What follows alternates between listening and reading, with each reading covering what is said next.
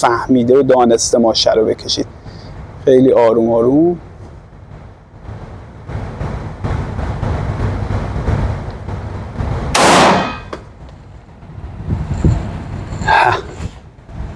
بیارش جلو.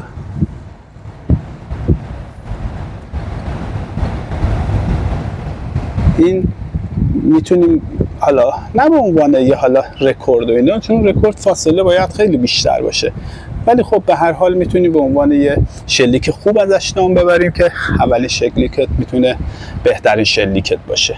خب بعد میریم قسمت من.